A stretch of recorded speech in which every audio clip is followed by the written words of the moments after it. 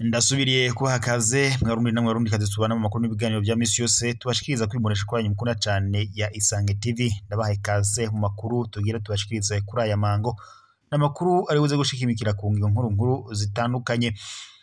Niteka n'umunezero ntangere byo gusubira kubana namwe mwanywanyi tubana mu makuru n'ibiganiro bya misi yose twamo tubashikiriza kwimuresha kwa nyimukuna cyane ya Isange TV.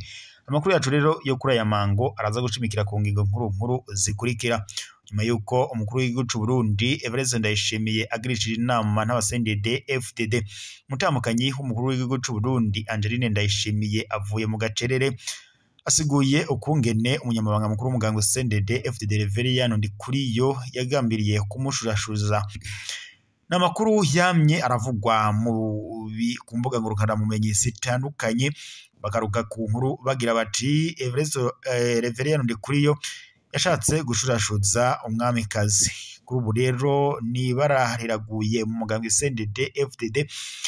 Reverien Ndikuriyo abuze iyahungira mu basendede FDD, amosozi arakurotse. Evariste Ndayishimiye kwigumya biranse aciye akorora amosozi imbere y'abanyamugambwe ndetse n'abagumyabanga ba sendede FDD. Ingingo zirafashwe, Evariste Ndayishimiye afashe ingingo y'agacamutwe.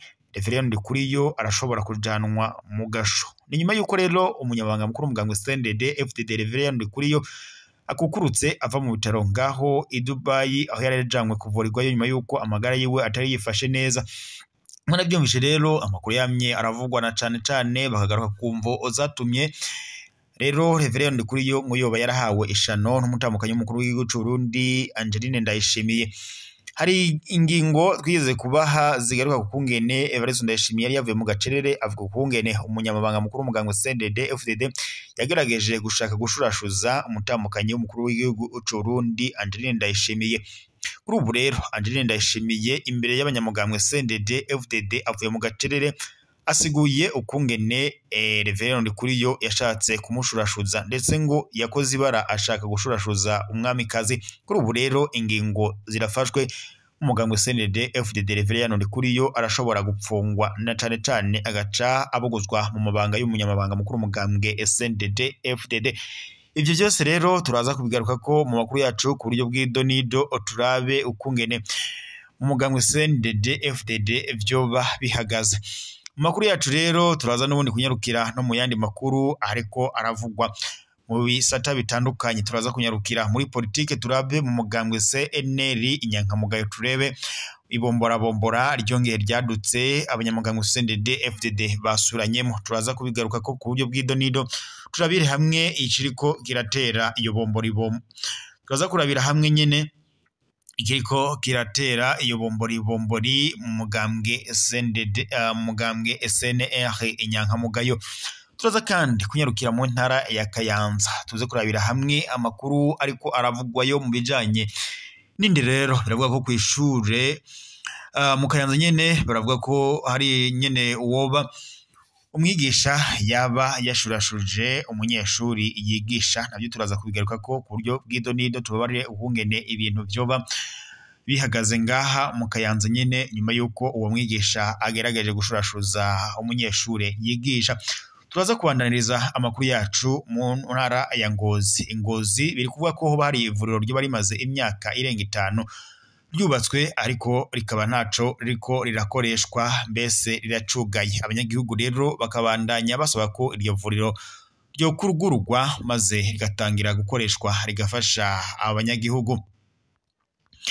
Reka rero tugaruke mu makuru yacu ku buryo bw'idonido, tuyahere ngaha mu Kayanza. Mu Kayanza umwigisha yarashurashuje umunyeshuri yigisha, ahejeje aca akura meza.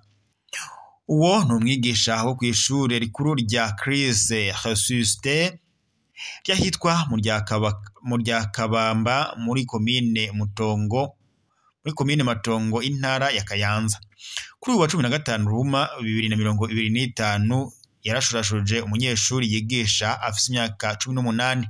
Bimaze kumenyekana uwo munyeshuri yajanywe kwa muganga. Uwo mugabo nawe afise imyaka yababa 50 yaciye atungwa nayo yameze amenye ko vyagiye ahabona.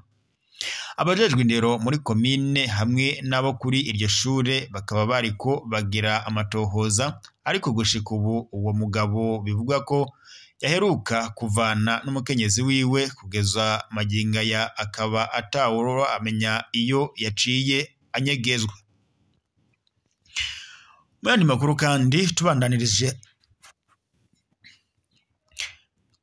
kandi tuyabandanirije mu makuru arimo aravugwa ngaha mu ntara ya Ngozi. Ingozi hari ivuriro rimaze imyaka irenga 50 ryubatse muri komine Nyamurenza, ariko ngo ritarariko rirakoreshwa ico ryagenewe. Iryo vuriro riri ku mutumba Buhigiranka muri komine Nyamurenza intara ya Ngozi, ryubatswe mu mwaka wa 2017 ku mafaranga yatanzwe na Foniki kuva uwo mwaka.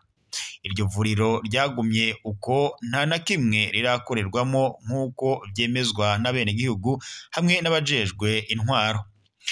Abajejwe intwaro muri komine Nyamurenza bavuga ko muri iryo vuriro habuze ibikorwa nk'intebe, amameza n'ibindi bikenewe, habuze kandi amazi meza, umuyaga nkuba ese n'ibindi, uruzitiro hamwe n'ibinogo byo gutamwo imicafu. Umuhanuzi wa Mustanteri ajejwe iterambere akavuga kandi ko ibikorwa byo mw'ivuriro bibonetse amazi bakwikora kubavoma ku mutwe. Uruzitiro narwo bakubaka urusanzwe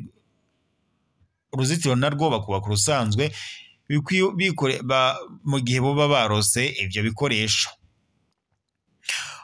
Mu buyobozi bw'akarere ka Buye kajejwe amagara y'abantu bavuga ko igihe cose komine ya Nyamurenza yobaha ivuriro ririmwo ibikorwa bisanzwe, abakozi hamwe n'imiti ngo bagerageza bakarikoresha maze abanyagihugu bagatangura kwivuza.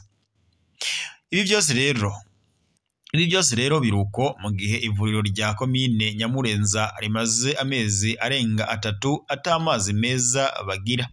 Aha kandi abajejwe intwaro bavuga ko komine Nyamurenza ikenye amazi muri rusange bivuye ku miringoti y'amazi yashaje cyane. Nk'uko rero amakuru n'ubundi tubandanya tubibashikiriza, reka turabire hamwe makuru arimo aravugwa ngaha mu karere k'ibiyaga binini. Reka tunyarukire muri Repubulika Iharanira Intwaro Rusange ya Kongo. Muri Repubulika Iharanira Intwaro Rusange ya Kongo, inama yahuje ibihugu byose biri mu muryango wa Afrika y'ubuseruko bitegetse M23 kurekura ibice byose byafashwe nka Bukavu, Goma ndetse n'ibindi bice byose M23 yafashe. Ingingo rero ifashwe. Ivyo byose rero bibaye nyuma yuko n'ubundi izo ngingo rero zifashwe niyo nama nyuma yuko abakuru nyene b'igisirikare bagize umuryango wa Afrika y'ubuseruko bateraniye mu nama bari kwiga ku mutekano w'igihugu ca Repubulika Iharanira Intwaro Rusange ya Kongo. Ikaba rero ari inama yabaye ku igenekerezo rya 21/2025 ikaba yarabereye muri Kenya aho ngaho nyene i Nairobi. Kuri ubu rero ingingo zirafashwe. M23 igomba kuva mu birindiro byose yari yigaruriye muri Repubulika Iharanira Intwaro Rusange ya Kongo. Gusa ico bakiriko kiribazwa mbese kuko nyene M23 iraza gutanga birindiro yafashe cankwe intambara irabandanya mu buseruko bwa Repubulika Iharanira Intwaro Rusange ya Kongo. Namakuru rero duhawe n'amasoko yacu muri ko birabera nyene ngaho mu karere k'ibiyaga binini, nkuko natwe duciye tubibashikiriza mu makuru twari tumaze kuronka. Ikara dusozerere amakuru yacu muri Afrika y'Epfo. Muri Afrika y'Epfo rero kuri ubu ngubu byoba bihagaze bite nyuma yuko rero igihugu ca Afrika y'Epfo gifashe ingingo yo gukura abasoda baco muri Repubulika iharanira intwaro rusange ya Kongo bivanye no kungene abasoda baco bariko baragandagurwa muri Repubulika iharanira intwaro rusange ya Kongo. Kuri ubu rero Afrika y'Epfo bivuga ko yoba ifashe ingingo yo kuba rero igiye kwemera gukura ingabo zayo muri Repubulika iharanira intwaro rusange ya Kongo nkuko bitangazwa n'umuvugizi wa AFC ndetse na M23 mu bya politiki Lawrence Kanyuka ko ingabo za Afrika y'Epfo zitegerezwa kuva mu birindiro byose bya MONUSCO biri muri Kivu ngo kuko ntaco zaba ziriko zirakora muri Repubulika iharanira intwaro rusange ya Kongo. Gusa ku rundi ruhande aho umuntu aca yibaza ati none Afrika y'Epfo ko tuzi yashikanwe muri Repubulika iharanira intwaro rusange ya Kongo n'amasezerano yabaye hagati y'ivyo bihugu biri mu ntumbero yo kubungabunga umutekano no kugarura amahoro, ariko ubu AFC na M23 bakaba bariko bavuga ko ingabo za Repubulika za Afrika y'Epfo zigomba kuva muri Repubulika iharanira intwaro rusange ya Kongo. Mbese M23 yoba igiye gukora iki kidasanzwe kugira izi ngabo zive muri Repubulika iharanira intwaro rusange ya Kongo? Reka rero tubitege amaso tuzoraba ikizova muri izo ngingo. Mwe Barundi rero namwe Barundi kazi twabanaga amakuru n'ibiganiro twabashikiriza kuri mu nshikuru yanyu mu kudacane ya Isange TV mwaya masaha. Reka dusoserere amakuru yacu ngaha, turaza gusubira mu makuru araza kuba agezwe ko makuru turaza guhabwa n'imbonesha kure yazacu ziba zirijya nino mu mihingo itandukanye ziba zagiye kudukorera amatohoza. Mwe Barundi rero tubana amakuru n'ibiganiro bya misi yose tubashikiriza kuri mu nshikuru yanyu mu kudacane ya Isange TV. Amakuru yacu reka tuyasozere ngaha, turaza gusubira ku makuru araza kubagezweko.